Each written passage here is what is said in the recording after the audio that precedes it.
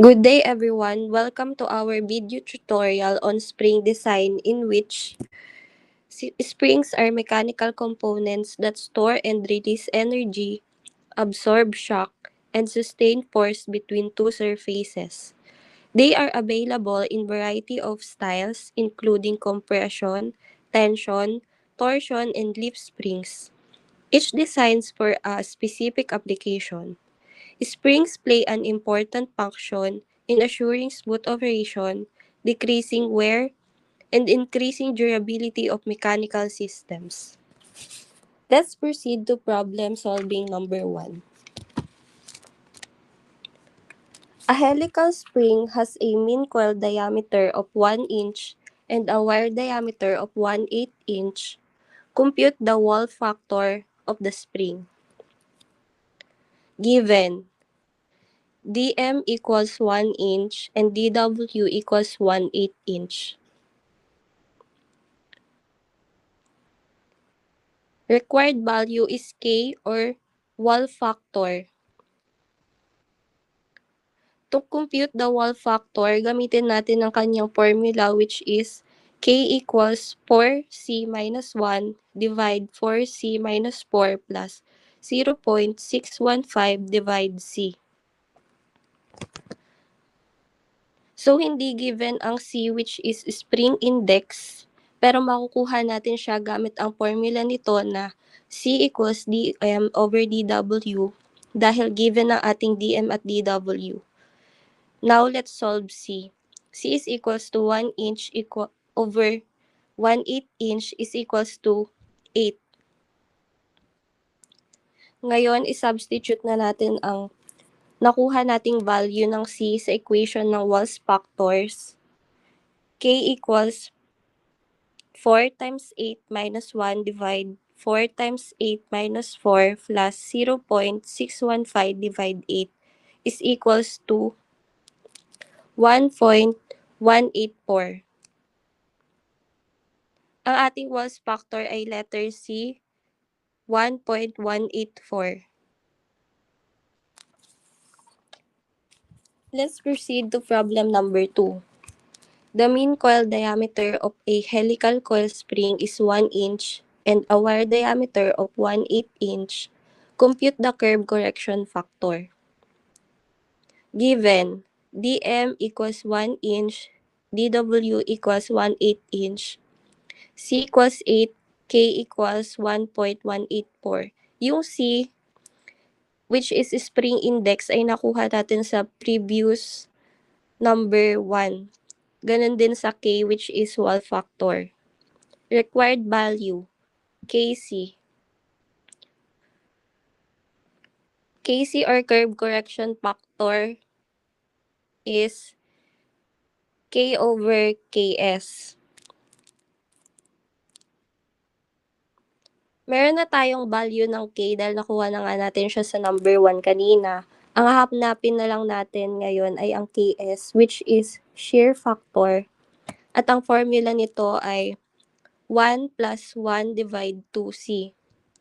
Nakuha na rin natin yung value ng C kanina sa number 1, kaya substitute na lang natin ito sa equation.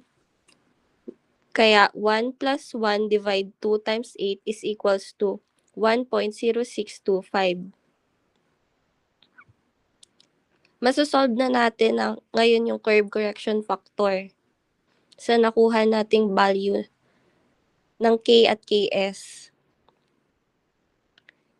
I-substitute na lang natin sila, which is 1.184 divide 1.10625 is equals to 1.1144.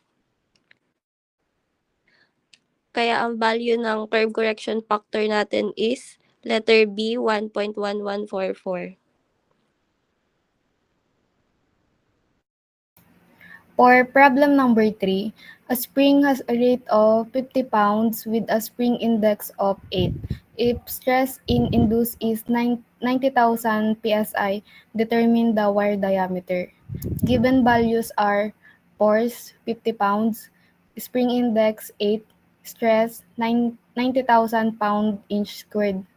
required value is the wire diameter. To solve for the wire diameter, gagamitin natin yung formula to solve the stress, which is equal to 8 multiplied by Wahl's factor multiplied by force multiplied by spring index all over pi wire diameter squared. So, i-manipulate natin yung formula, kaya magiging wire diameter squared is equal to 8 multiplied by Wahl's factor multiplied by the force multiplied by the spring index all over pi multiplied by the stress. Since wala tayong value ng Wahl's factor, isosolve muna natin siya using the formula 4c minus 1 all over 4c minus 4 plus 0.615 over c. Substitute the values, meron tayong 4 times 8 minus 1 all over 4 times 8 minus 4 plus 0.615 over 8.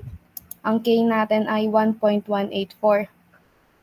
So, to solve the value of the wire diameter, i-substitute na natin yung mga nakuha nating value. So, i-square root natin siya para makancel yung squared niya. Unit analysis din tayo, maka-cancel yung pounds matitira yung inch. Ang wire diameter ay equals to 0.1157 inch. So, letter D.